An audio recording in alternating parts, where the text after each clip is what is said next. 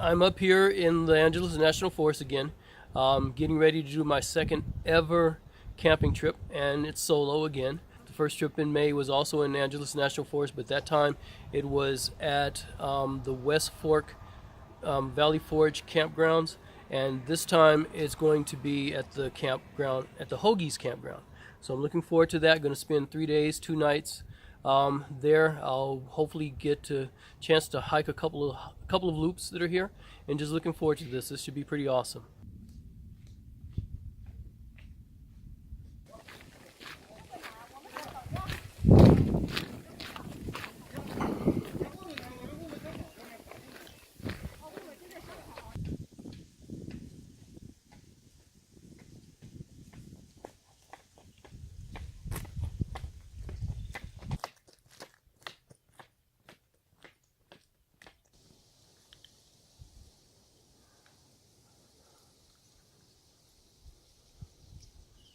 So I thought the paved road would pretty much stay the same all the way down to the bridge, but it's changing. It's narrowing, and I'm not sure this is paved anymore. It might be paved underneath this dirt, but it's not it's not paved on top. It's very pretty. I like this. Oh, look. We've got a cabin of some type here. I expect to run into a number of these cabins. The last time I went hiking up to West Fork, I kept running into cabins trying to figure out what are these things. Figured they were abandoned cabins, couldn't tell. So I did some research, and it was kind of interesting that I found out that from the 1880s to about the 1930s, LA experienced, LA is in Los Angeles, and that's where I am, experienced a huge hiking boom. I never would have thought that. But apparently there was a huge boom of hiking in LA, and a lot of people just came out here to hike. They set up resorts, they set up cabins, all kinds of things just for people to enjoy for those 50 or so years. And they built dams like this one here, which is kind of cool. And in the videos that I watched, this is a kind of a sidetrack. In the videos that I watched of this hike, there was always water coming over these dams because there was a lot of water in those years, a lot of rain in those years. But as you can see, there's no water coming here. It's been a drier year, so I was kind of wondering if I would run into streams that I saw in the videos, or would it be drier?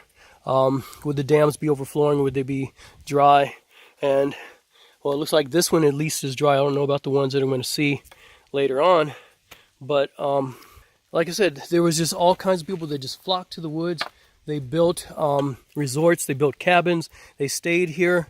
The only thing that really stopped it was the Depression, the Great Depression of the 1930s. But in the interim, all those cabins and resorts were just left here, basically abandoned, and now people are discovering them again. So that's what this is part of, and that's what I'm going to see as well as I go. I did find out that there are a bunch of people here still who live in these hills and in these mountains, and a lot of them, not all of them, but a lot of them have forgone any type of modern convenience, and the only way they get their supplies is by pack mule. They don't come down to go grocery shopping to the supermarkets like we do. Here's the bridge. This is the bridge that I was talking about, and I'm looking forward to this. This is a cool looking bridge. I've been seeing it in all my videos that I've been watching, and it just looks pretty cool. I like this bridge. So like I said, I'm looking forward to just crossing it. This will be pretty cool. So here we go. See, stream isn't really flowing right now because again, like I said, it hasn't been a lot of water, but this is pretty cool. I still enjoy just the adventure of the bridge and crossing the bridge. This is kind of cool. My first ever bridge crossing while camping. Yay! I'm happy. Excited. That was pretty cool. I feel like I accomplished something. Not quite a bucket list item, but it was pretty cool. I like that. So now I'm at a junction of the trail where I've got quite a few different directions I can go. First, I don't know if you can see it, but there's a trail that goes off this way. That goes down to the dam that I pointed out. I'm not going to go that way. Then here is a trail that I have no idea where that goes. I'm not going there. This trail here goes to the falls that I told you about, that's so popular that everybody likes to go to. And then the trail here, which goes behind these bushes here, that leads to the campground that I'm going to. So that's where I'm heading to. And if you can look and see these little signs here, it tells you, you can barely read them, but they are here. It tells you the different places you go to. And this sign here, down here, is where I'm going, Hoegees Campground, 1.5 miles away. So that's where I'm heading.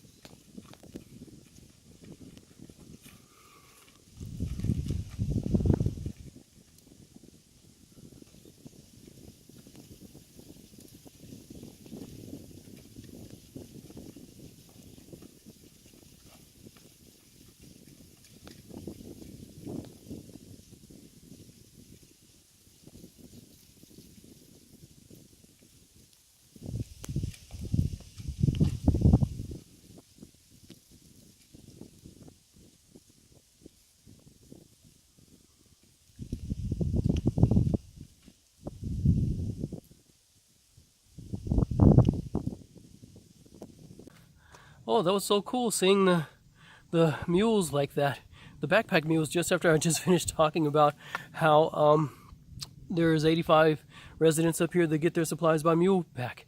That was pretty cool. Now I'm wondering if they were coming or going away from making a delivery.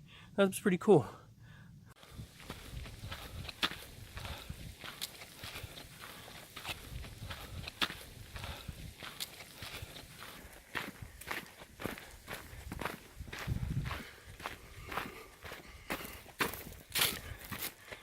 These rocks is actually a stream bed.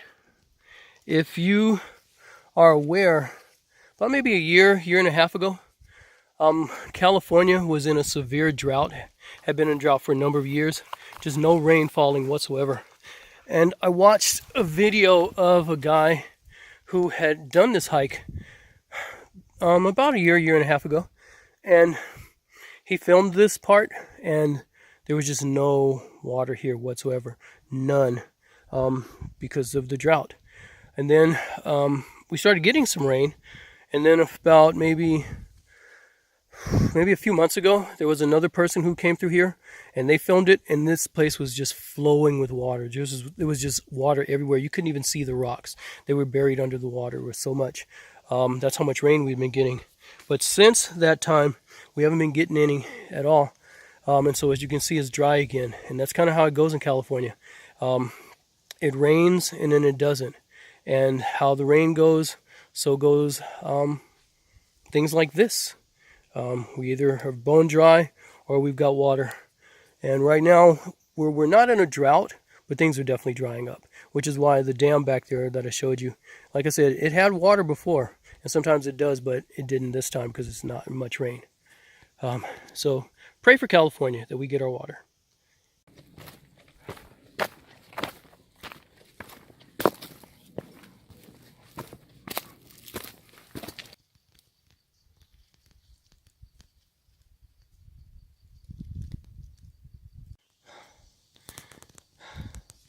Looking back at where I just came from, look how pretty that is. Look how beautiful that is. Oh my goodness.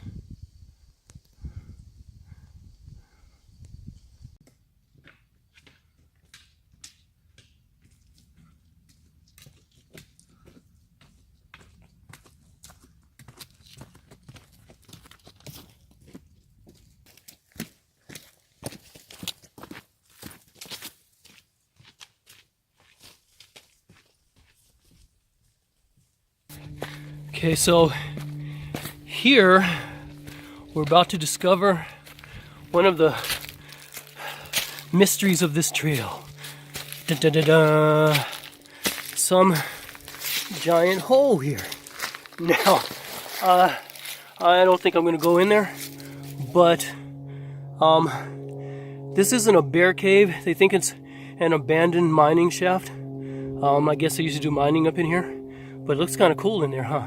You know, I won't go in there, but I will turn my phone light on so we can at least get a look in there. And there you go. You can see goes back and around a little bit, and dust and bugs are flying around in here a little bit. Looks kind of spooky. I'm not going in there, but that's cool. That's very interesting. Huh. One of the trail's mysteries. And right across from the cave is another dam, as you can see. I wonder how many there are here. But here's another one. So that's two we've seen.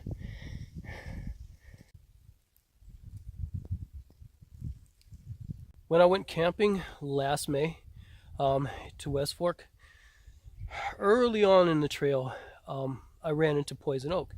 And I'd been looking for it, so I ran into it really early. My guard was up the whole rest of the trip, and there was poison oak everywhere. But here, I'd gone a little bit, and no poison oak, and so because of that, I let my guard down. Then I got to this spot where I'm at now, and decided to just kind of take a look around and admire things a little bit. And so I dropped one of my walking sticks, just because. And I happened to look down, and I see the stick, which is right here, had almost landed in the poison oak, which is right here. Like, oh my goodness, the plant almost got me. Fortunately, the stick didn't land in it, but as I look around right now, I see there's poison oak here, poison oak, like I said, here, and then there's a little bit more of it here and around, and here's a whole patch of it here as well. So I'm really glad, and also some back here that I just passed, right in that low line right there. So I'm glad my stick didn't land in that, because if it had landed in that, I'd been in a whole lot of trouble, because I would have been having to use my stick and getting that oil on my hands, and it wouldn't have been nice. So it just goes to show you, yeah, you hear it all the time on the YouTube videos and from campers and backpackers that you always got to keep your guard up, because you never know. Yeah, you got to keep your guard up, and so you can better believe that from now on, since I've seen this, that I'm on guard again. I'm going to be watching for this. It's a woodpecker. He was pecking just a moment ago, but he stopped. I guess he's listening. I'm not sure what he's doing, but I hope he pecks again. It's kind of cool.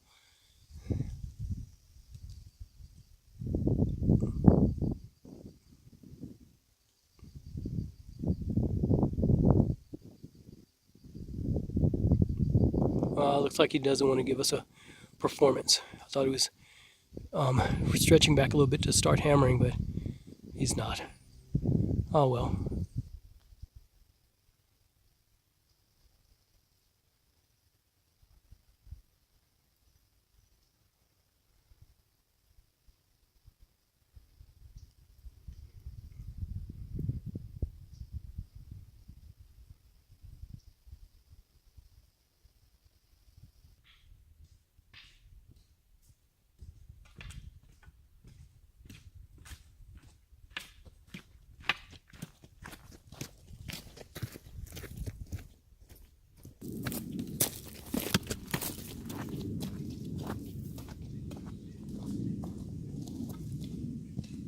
We've come to another dam. Here's dam number 3.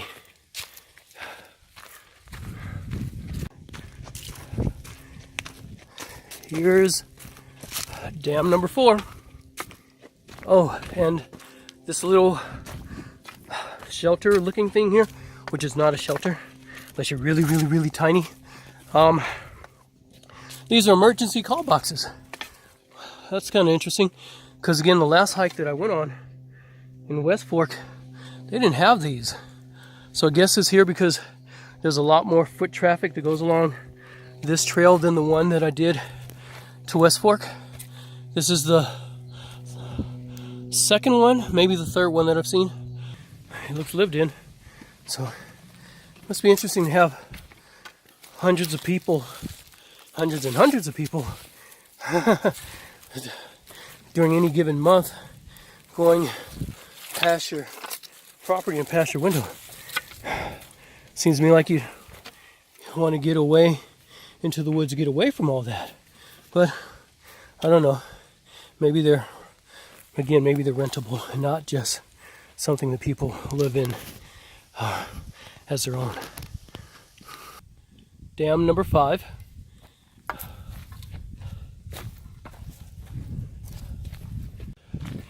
Here we are at dam number 6. Look at the spider webs in the shot.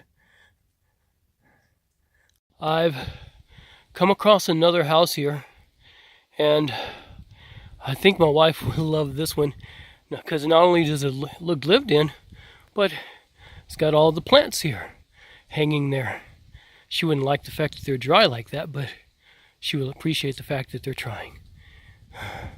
My wife loves plants.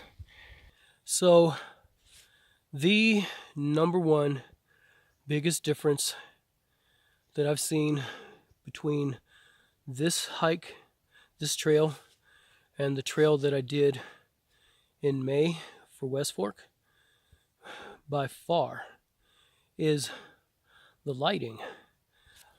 This trail, for the most part, is much dimmer in lighting than, also has more bugs, but it's dimmer in lighting by far than the other trail, the one to West Fork. And that's for 2 reasons that I can see. First reason is simply the fact that on either side, and I don't know if you can see this, but all the way up, you've got these very high hills on either side, and you can see the crest of the hill as it's going here. As it dips in there, goes there. It's the same on the other side as well. So that blocks a lot of the sunlight from coming down here, which is good because that means it's cooler here. I'm sure that means it's a bear in winter though, when you want that warmth. But for the spring, the summer, especially the summer, and the early part of the fall, like now, when it's still relatively warm here in LA, those high hills and the lack of sunlight is very welcome.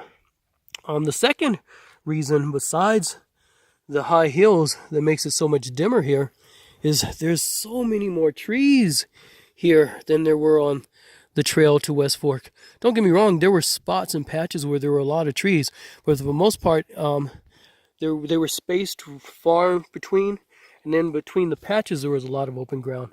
So there was just a lot of openness here. The trees in this little valley that I'm in, there's just a lot of trees and they're thick. And so they provide a lot of covering for the sun that does get through past the hills. So it's pretty cool. Very pretty trail. Very pretty trail. I'm starting to see more water now. Not a lot, but some little traces of it here. So that's pretty cool. That's very promising and encouraging, because since I wasn't seeing any water, I was really concerned whether or not there'd be water at the camp when I got there to replenish the water I'm drinking now. But this gives me hope, so I'm glad to see this.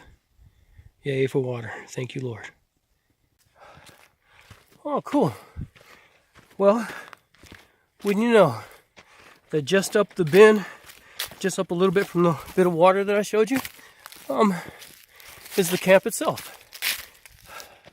Here we are at Hoegees Trail Camp. Hooray! We're here.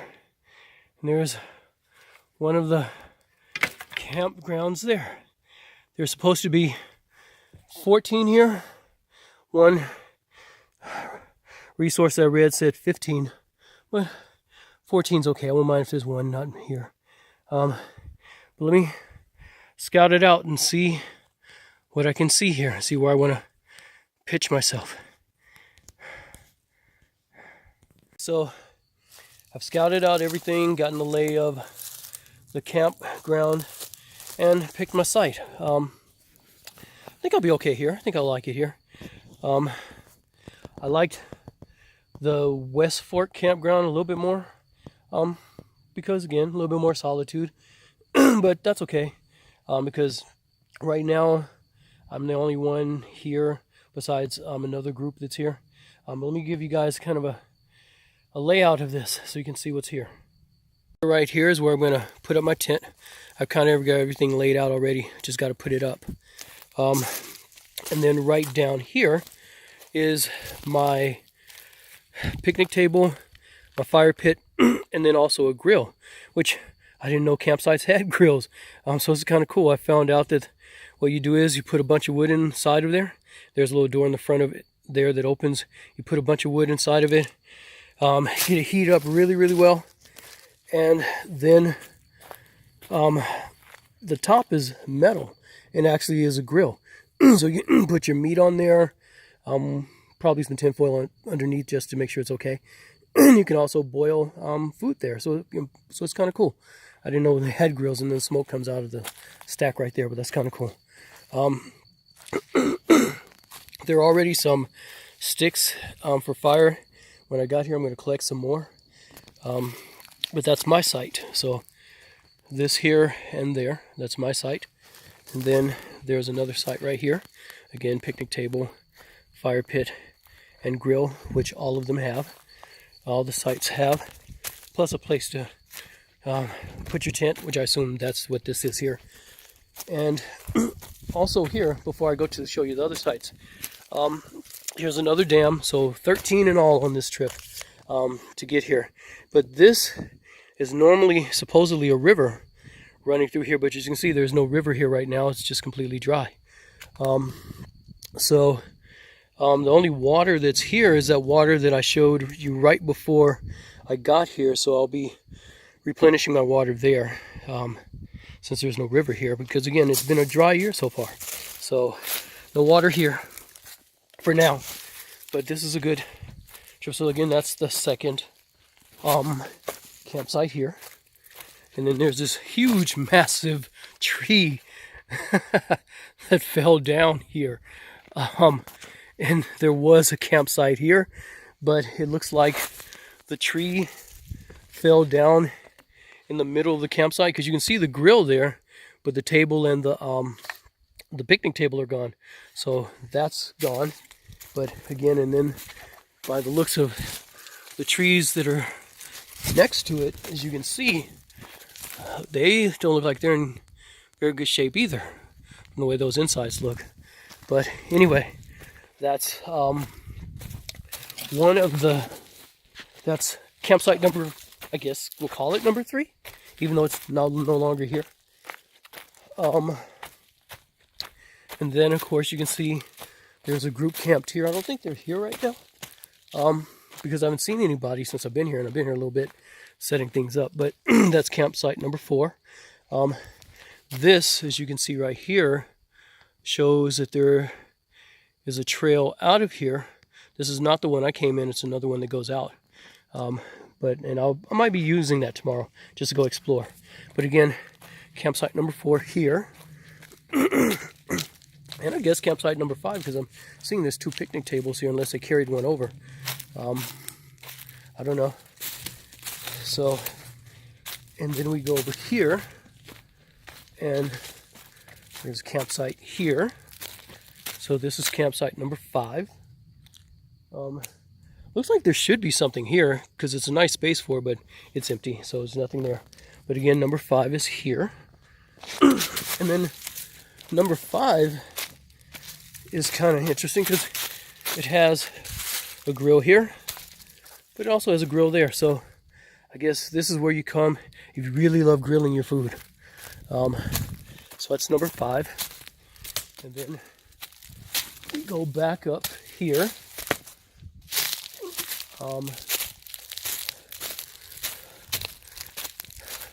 There's an outhouse here.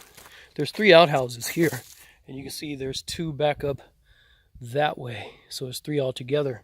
But what I was coming down here to show you isn't a campsite, but it's essential for the campsite. This campsite has a bear box, which is kind of cool. A bear box, for those of you who've never been camping, is a place where you can store your food where bears can't get it. It's apparently this is new to this campsite. It hasn't been here before, and the way that it kind of works, let me show it to you, is you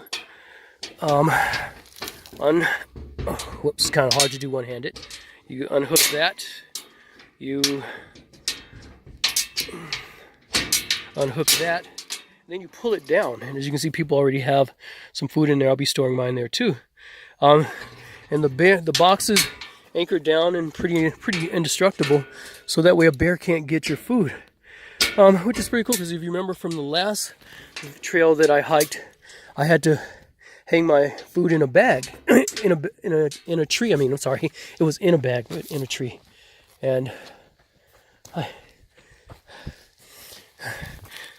guy doing a run, so I said hi, being neighborly. But again, I had to hang my food in a tree so the bear wouldn't get it. And I was looking forward to doing that again here. But they got a bear box, so I wouldn't have to hang anything.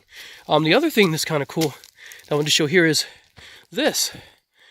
Apparently, Campground Hoegees used to be a resort. It used to be Hoegees Camp Resort. And so this is these are ruins from the resort. They used to be here. And so, as you can see, it's abandoned, it's gone. For those of you who spook easily, I don't know if you like to be here, but this is kind of cool. Like I said, I love history. So being around something that is probably could be 100 years old or more, it's kind of cool. So these are the ruins from Hoegees Camp Resort. Now part of Hoegees Campground, since the resort's gone. So again, back to the campsites. Past the outhouse here, there is another group of campsites. We got this one here. So this would be campsite number 6, as you can see. And as you can see too, we're kind of far away from the other campsites. The trail is by that sign, and it goes along this way. So all the campsites that I showed you were on that side of the trail. Now we're on this side of the trail. So again, this is campsite number 6. And then we've got a collection of campsites here. Here, we've got campsite number 7, campsite number 8,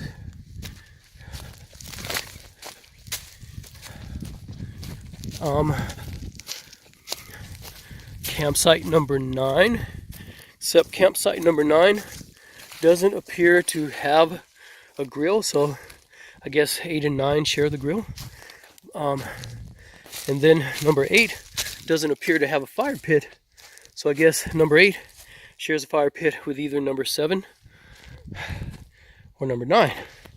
So this is where you go. These are the group of campsites you come to if you really want to be part of a community, I guess. If you want to be solo, this is not the camp. These are not the collection you should go to. Those 3. So again, that's campsite number 9. Again, these are the 2 outhouses I pointed to earlier.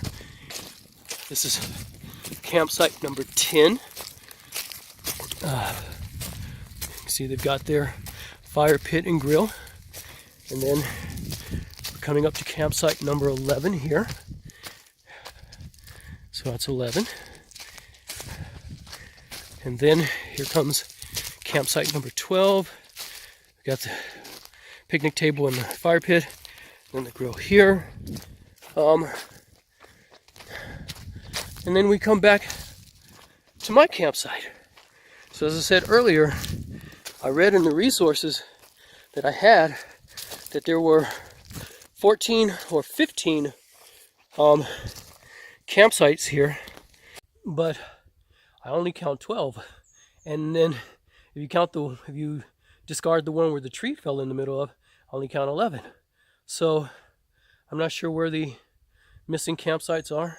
Just like in West Fork when I went there in May, and they said there were 7 campsites and I only found 6. So one was missing, so same here. So that's okay. I think 12's enough. And so you've gotten your tour of the campsite. It's pretty nice, not bad. Again, just giving you a panorama of the campsite itself. As I get ready to set up, I'm gonna go see if I can find some wood for the fire pit so I can start a fire. Be my first campfire, as I didn't get to do one at the West Fork Trail when I went there in May. So it'll be my first ever campfire.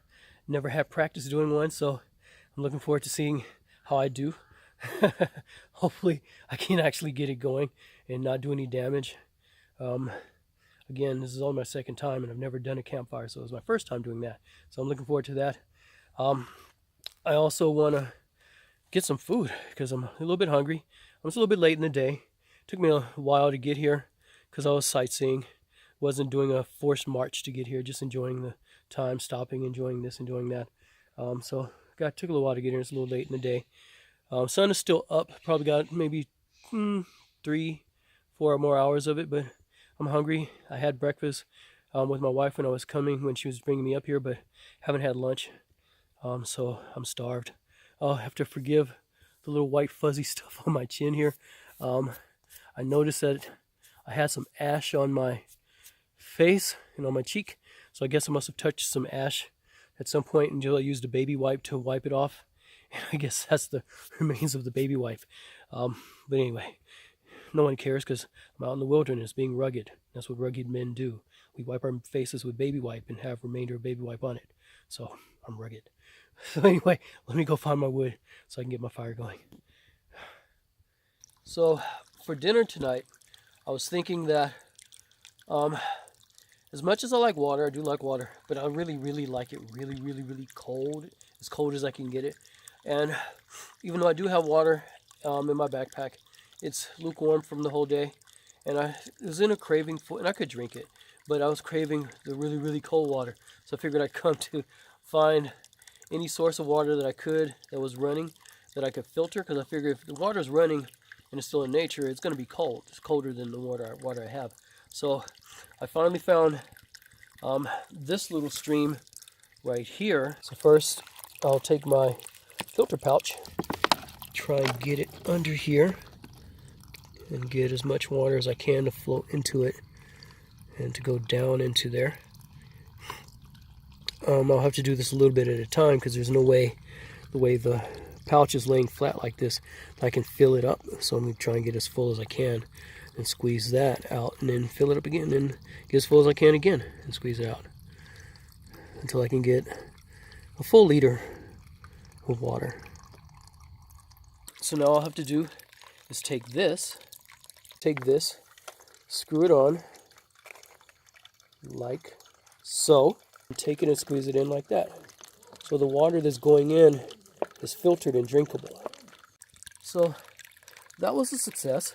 I was able to fill up this little liter canteen, and also get enough where this is about 3/4 full, so I can have this to filter the rest of the evening if I need to.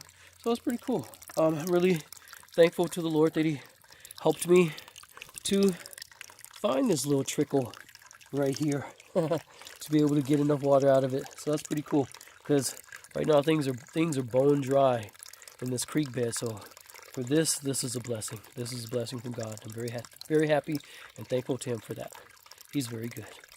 Okay, so I got my fire started and was able to cook my food, enjoying my meal by firelight, which is kind of cool. And if you're wondering what it is I'm eating, it's pretty basic. Basically, I took regular ramen and then stretched that out with a can of Campbell's chicken soup. Give it more seasoning and stretch it out a little bit more. And then I'm just enjoying that with a tortilla. Plus the water that I filtered, which is pretty cold and is doing pretty good. So I'm enjoying this. My first fire, my first campfire. Yeah.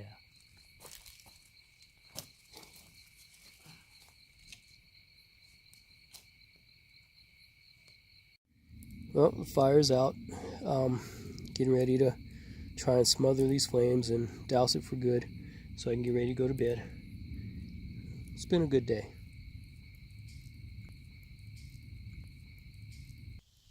It's morning time.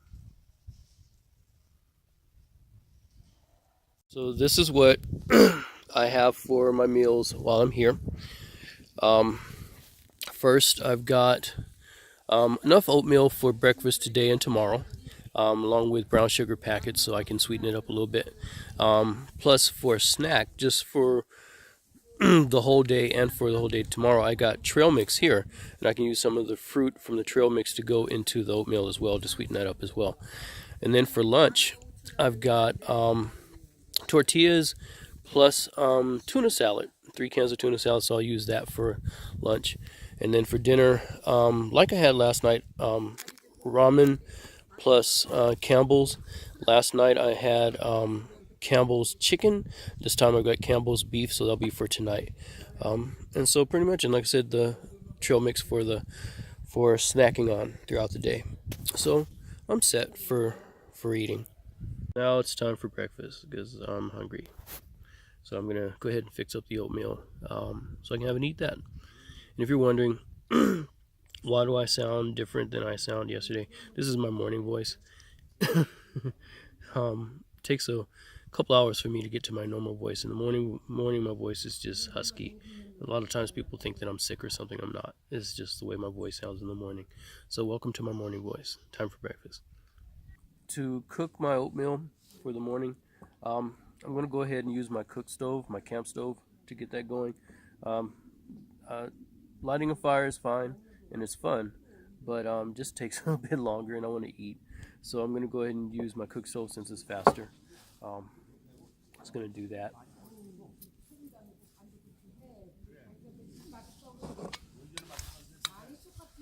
This top part is actually the stove. Clear these out.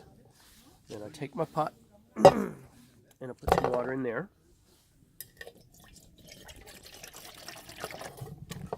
And then I just take the pot, put it on top of the stove, and this stove, well, first I turn the fuel on, you can hear that, and then there's a little button here that I push, and I push that, and it lights up. There you go. Doesn't take long for this to cook. I'm gonna wait for the water to boil, then put the oatmeal in there, and then I'm good to go.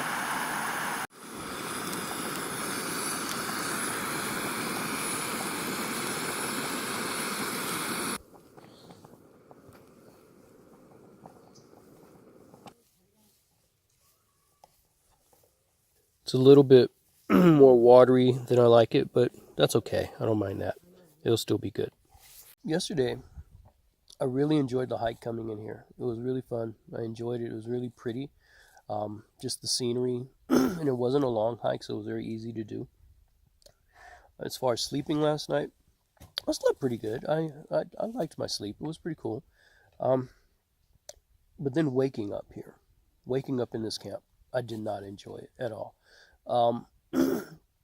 In this world, there's two kinds of people. There are morning people, and there are people who are not morning people.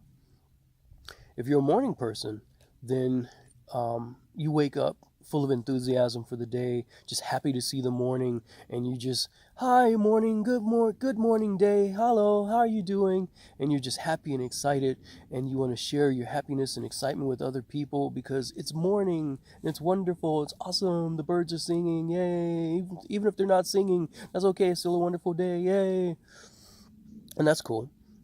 But if you're not a morning person, like me, then the last thing you want is to meet a morning person in the morning. Because they're too loud. It's too much noise. It's too much enthusiasm in the morning. Please slow down.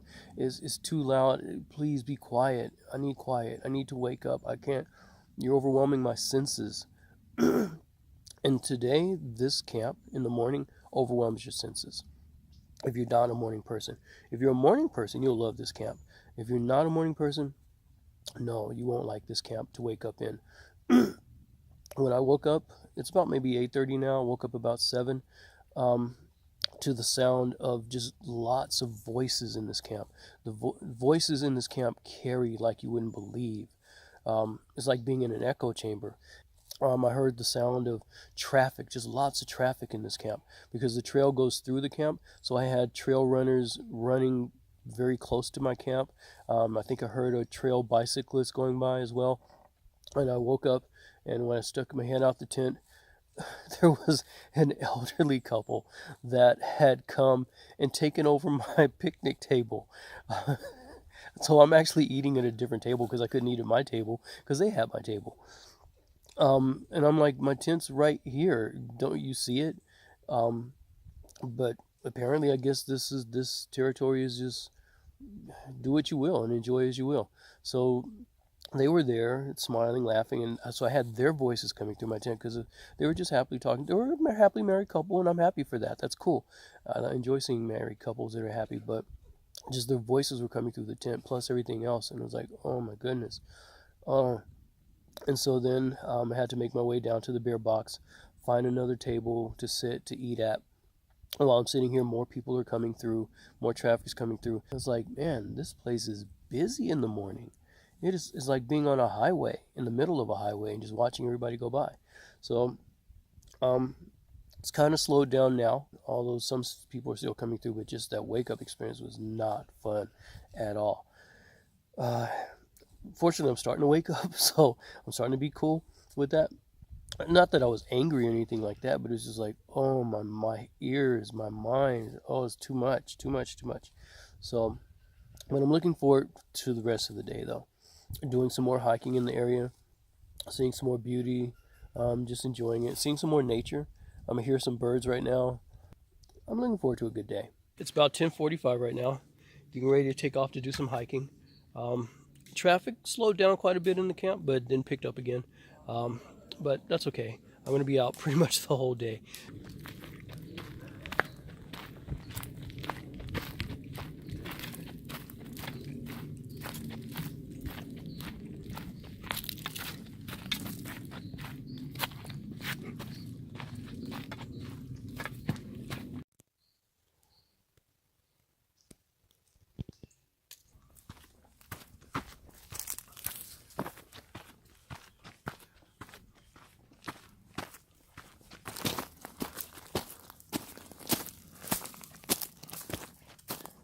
The trail loop that I came in on is part of what's called the Winter Creek Trail Loop.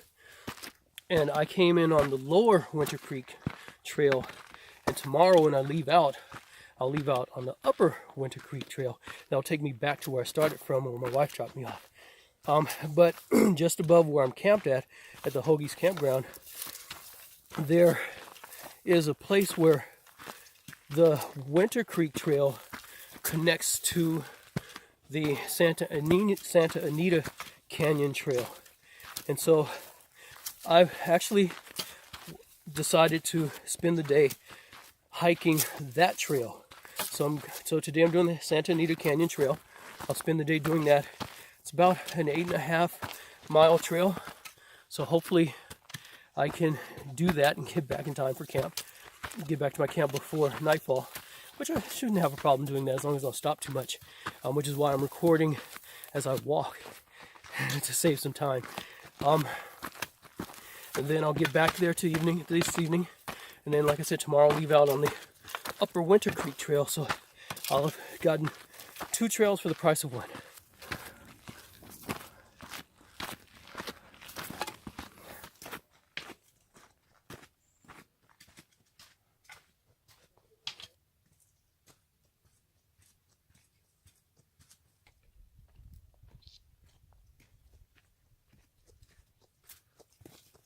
I like the way this tree branches out over the trail. It's like a little cascade. Cascades very beautifully into a very pretty little crevice. that goes down. I'm not going to jump down there, but that's really pretty. The way the light is with that rock and the trees and the branches. Really nice.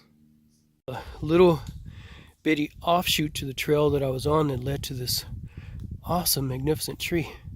It was really, really cool. This is beautiful. Oh my goodness, that's so cool.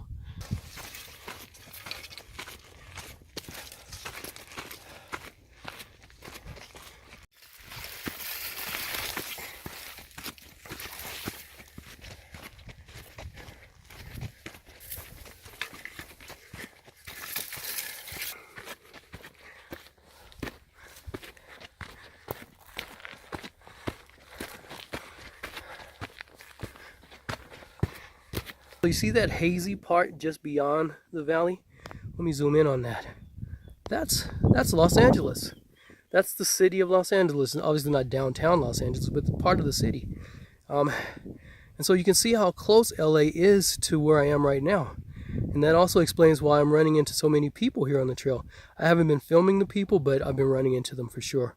Having to get out of their way so they can go by, or vice versa. But that's LA. There you go. That's where I am.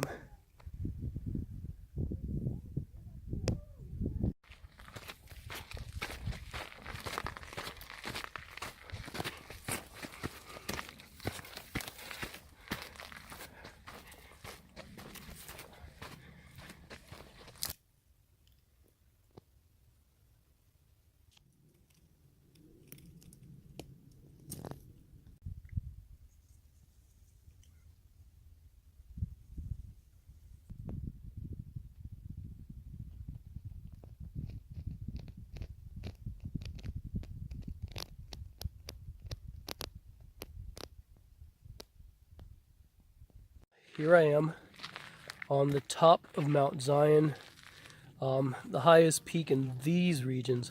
Obviously it's not the highest peak at all because there's mountains I'm looking at higher than this, but still pretty cool to be here. It's about 1/10 of the mile off the main trail, and you can see LA from here, of course.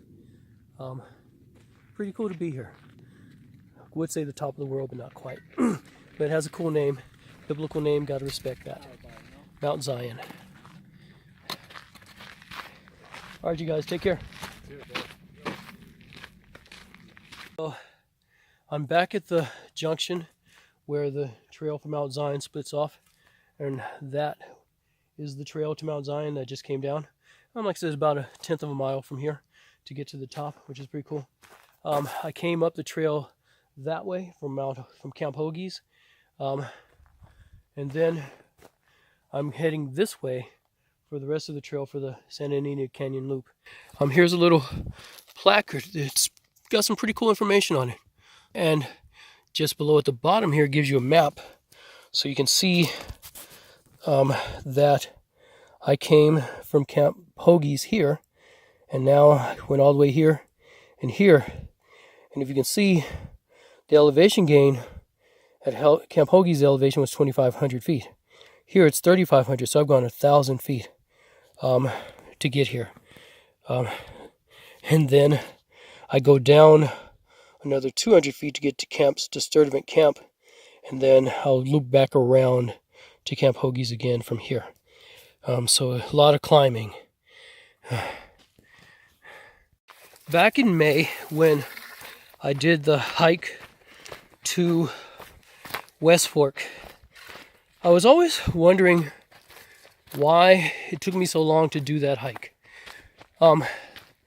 Because from the trailhead to the actual camp is only 5 miles, but it took me 9 hours to do it. And I was trying to figure out why. And for the longest time, even weeks and months after that, trying to figure out why did it take me so long. Because when I'm walking at home, I can easily walk in the city a mile in just about 20 minutes. Pretty easy. So I was like, okay, fine.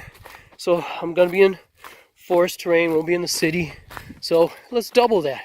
Let's say it takes 40 minutes to do an hour. Okay, fine. So it still shouldn't have taken me, with rest breaks, filming, and all that, it shouldn't have taken me more than 5 or 6 hours to do that hike. But it took me 9. And I was trying to figure out why.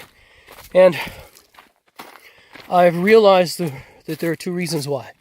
Especially being on this hike, I definitely have had those suspicions confirmed.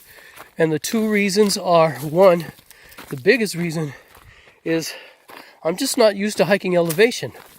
It's one thing to walk on flat ground, like I'm walking now, but a lot of that hike, going and coming, was uphill. Going from the trailhead to the camp, you went downhill, then you went uphill, and then you went back downhill. Well, the way back was going uphill, then downhill, then uphill, the reversed. So, and being here, like I showed you, the elevation gain from Camp Hoegees to Mount Zion was 1,000 feet. It took me 2 hours to do that 1,000 feet. 2 hours. That's crazy. Because I had to keep stopping and resting. It took me, and the distance, the elevation is 1,000 feet. The distance was only 1.1 mile. So it took me 2 hours to do 1.1 mile. That's crazy. But again, it's because I had to keep stopping and starting. Oh, by the way, this is beautiful. I'm going through this. This is so magnificent, so beautiful. It's so shaded and so lovely. I'm just loving all of this. This is so cool. But again, getting back to why it took me so long. So I'm not good at elevation. I'm not used to it. Where I live, there are no hills. It's all flat. I don't think I've ever lived where there are hills. It's always been flat. So I don't have that kind of conditioning to do hills. So it's just going to take me longer. So that's the big reason. Okay, so the second reason why it takes me so long is that I just am who I am. And what I mean by that is I kind of mentioned a tiny bit in the video that I did for the West Fork Trail, but I only mentioned it briefly. And it's the fact that I'm an explorer. I see people here, they're just walking along, zooming along, and they're looking at things as they go. Me, no. I want to know what's behind that tree. So I'm going to leave the trail to go see behind that tree. What's behind that rock? And then I'm going to leave the trail to go see what's behind that rock. And then once I see what's behind the rock, and if I see another rock, it's like, oh, I wonder what's behind that rock. So I'm going to go a little bit further. And then I intended to see what's behind that rock. So by the time I've seen what's behind the rock, and the next rock, and the next tree, and the next tree, and then I get back to the trail, well, time's gone. So that's going to take some time too. So that's just who I am. I think I can modify that a little bit, but I can't get rid of it. I just am who I am. I love to explore. I love to see and investigate and check out things and see how lovely things are, how beautiful things are. And that's just the way that I am. And I enjoy being that way. I discover a lot more things than other people do. Of course, it means I'm going to lose time, but that's okay because I got time to lose. I'm just enjoying the trail.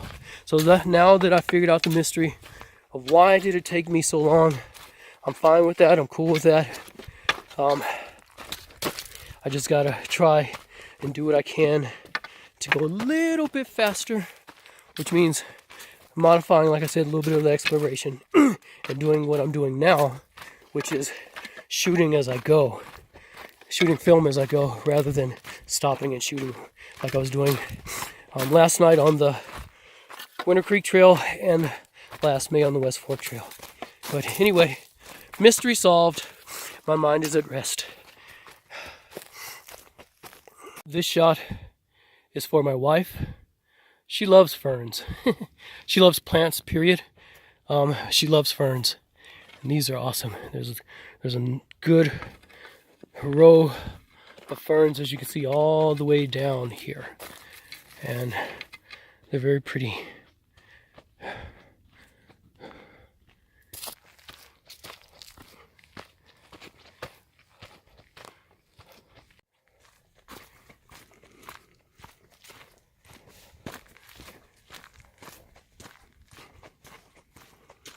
I hear the sound of happy human voices. I also see the tops of what looks like buildings of some kind, so I'm assuming I'm getting close to Camp Sturdivant. Although I'm saying Camp Sturdivant because Mount Zion's had that name on the map that I showed you, but the map that I have has me going to Camp Spruce, or Spruce Grove, I can't remember, it's either Spruce or Spruce Grove.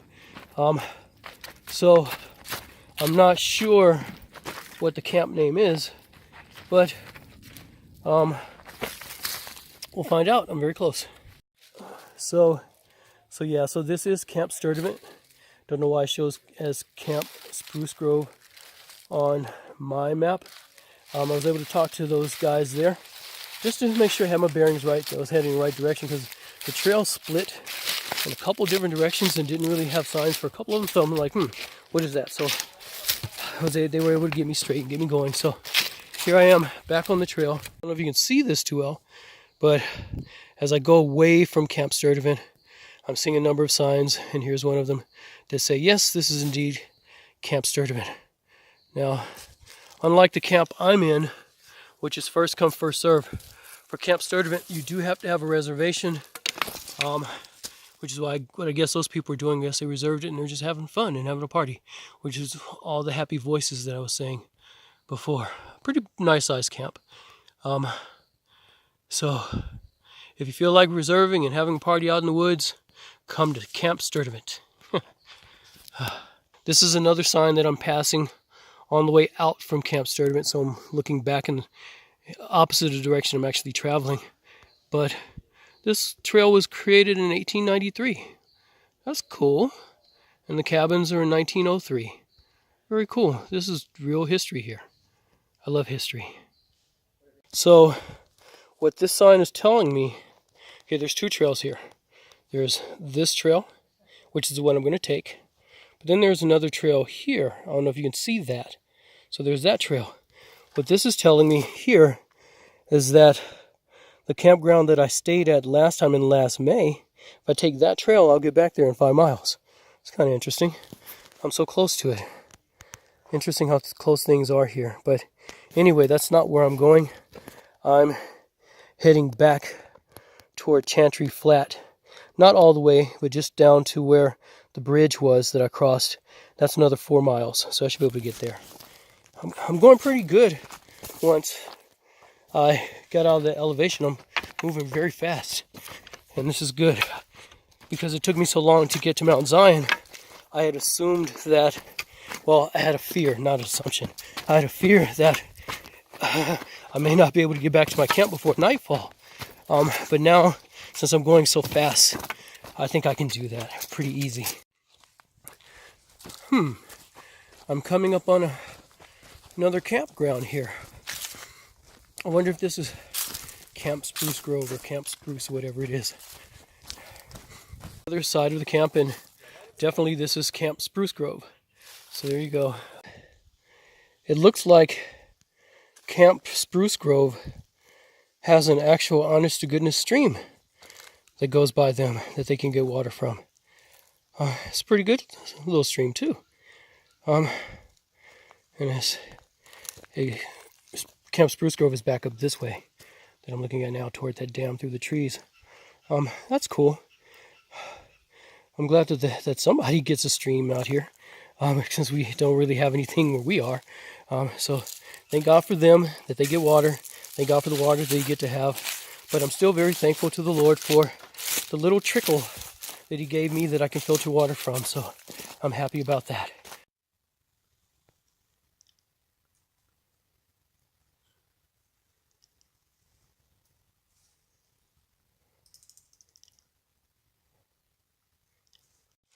This is really cool. I love the way the rocks flow down into this valley, this gorge. I'm not going that way, my trail goes up, but that's very pretty. I had to stop and film that. I'm making very good time right now. It's 3:13, and according to this, which you can't see it that well, But I got 2.5 miles to go to Chantry Flat. I'm not going all the way to Chantry Flat. I'm just going to that bridge that I crossed coming down from Chantry Flat. So I'll take about a half mile off. So I got 2 miles to get to that bridge roughly. And then from there, about 1.5 miles to get to my campground. So 3.5 miles to go.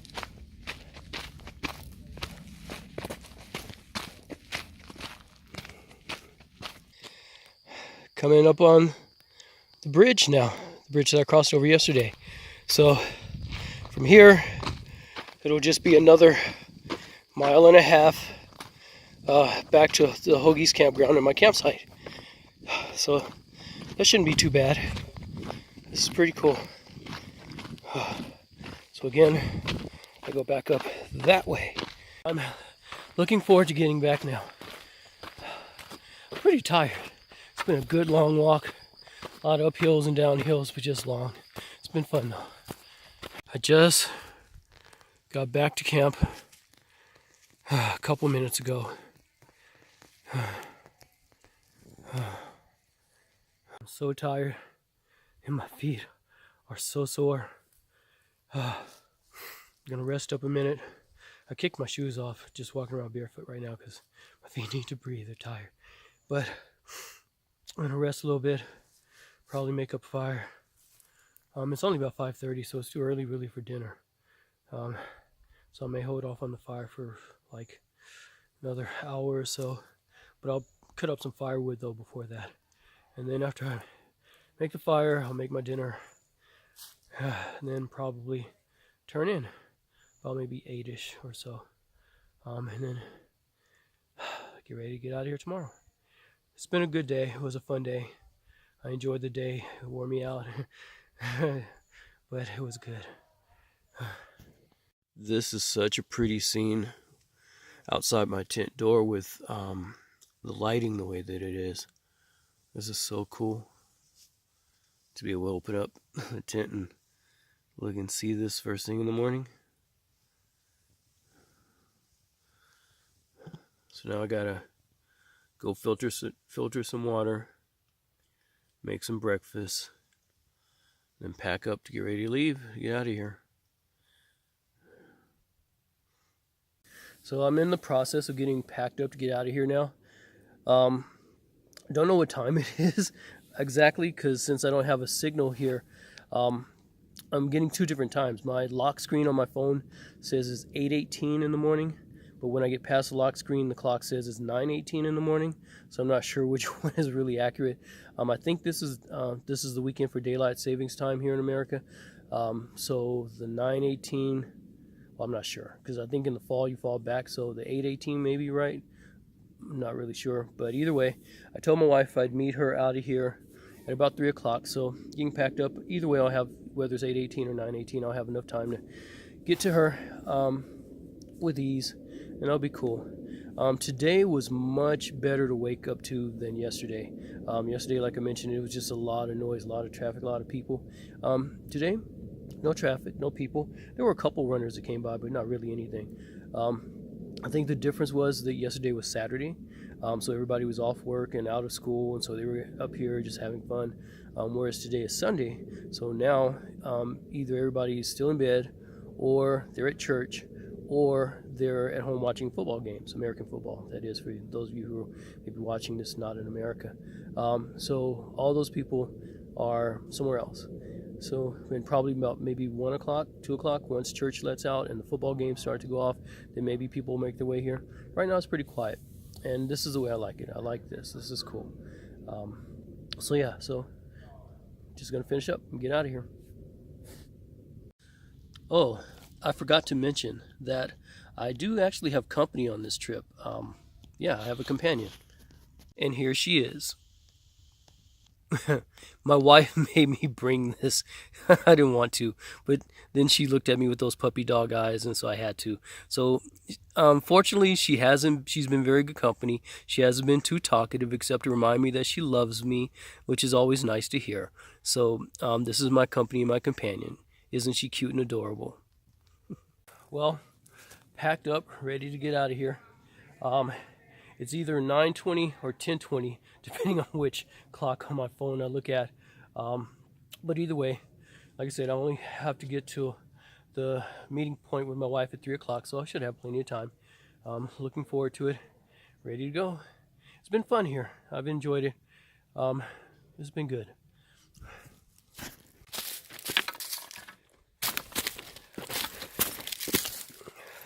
So this is one of the trails out from my campsite. There's a main trail, but this was right by my trail site, so I just came on here. This is the top of one of the dams, and then it just takes me kind of a shortcut back to the main trail here. Saves me a few yards from backtracking and going back to the main trail itself to take this shortcut. So now I'm on my way. Here I am at the junction for the Lower Zion Trail junction, which is part of the trail that I took yesterday. This kind of shows you where I've been and where I'm going. You can see Mount Zion summit where I was yesterday, a mile and a quarter from this spot. Spruce Grove Campground, which you saw yesterday, 3 miles. Then Hoegees Campground, where I just came from and camped for the past couple of days, 1/8 of a mile. Chantry Flats by the Upper Winter Creek Trail is 3 miles. That should be cool. Then the Chantry Flat Lower Winter Creek Trail, which I took in yesterday to get to the camp, 2 miles. So 3 miles, I should be able to take care of that. Okay, so that's cool.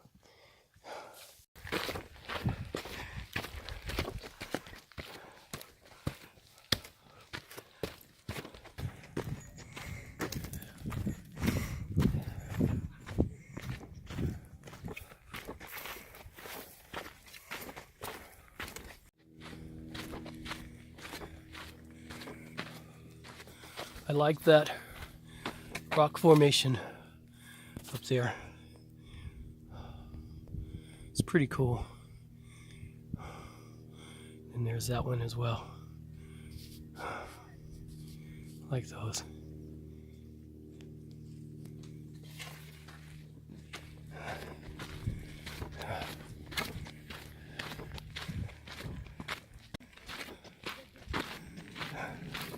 As you can tell by the voices, there's a lot of people on this trail. People are passing me, going faster than me, like these people. They're not the people you're hearing, those are other people that pass me. And then people pass me going the other way. I'm also passing people next to them faster than them. Just a lot of people on this trail. I've been hiking for just about an hour, so I doubt I've covered we're close to 2 miles. Or 3 miles. I've had my phone off the whole time to conserve power because I really don't have much power left, so I'm conserving that, but I turned it on so I could show you this. It's a sight I wasn't expecting to see so soon. This is Chantry Falls. This is where my wife is picking me up at, and where she dropped me off at as well. And if you see this strip of road here that goes down in here, that is where the road I walked in on to go into my camping trip on a couple days ago. So to see this so soon is really interesting. I don't know if I have to loop down maybe another mile to get back there, or if I just go straight there. I don't know. We'll find out. Another 20 minutes from the last point that I took the shot of Chantry Falls, and I just came from that trail, which is the Upper Winter Creek Trail, which it says right there. And I've come to a service road, which goes that way and that way. And according to the sign, that way is the way I need to go to Chantry Flats. Got a little map here so you can see. Okay,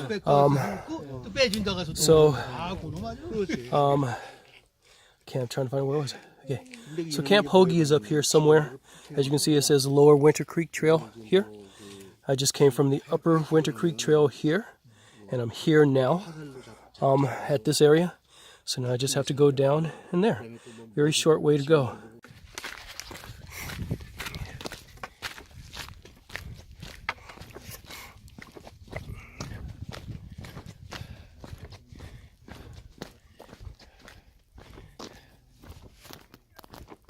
I just reached the outskirts of Chantry Flat, only a few minutes after the last time that I gave you an update. And at the foot of the trail, well, from the service road, I took a little shortcut trail, and there's this, I guess it's some kind of a water container or something here. But what was really cool as I was going down the service road, just down here past that, I discovered, ta-ta-da, llamas. That's pretty cool. There's two here.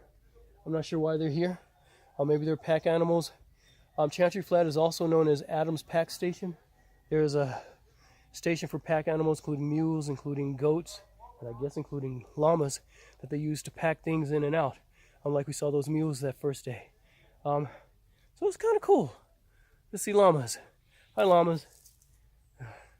That's cool. Let me go on down to the parking lot so I can take my pack off and wait for my wife there. So here I am at the bottom of Chantry Flats, waiting for my wife. I'm really early. It's about 11:50 right now. She won't be here till 3, so got 3 hours to just sit and wait and just kind of chill out and explore the area a little bit on my own. So, like I said, I left the Camp Hoegees about 10:20. Got here at 11:50, so it took me only an hour and a half to get here, so I was moving pretty fast. There was one stretch I knew that I have to go up a little bit in elevation to come down. This is actually lower than where I was at Hoegees, but I knew I had to go up a little bit. I just wasn't expecting how steep it would be.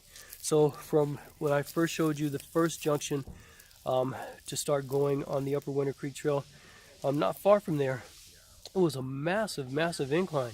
Well, not massive, but massive to my standards. And because I wasn't expecting it, mentally I was like, oh no. So it was a lot of work to get up it. But it didn't last that long. It was long enough. And then once I got off of there, I was moving pretty good. So I was really happy.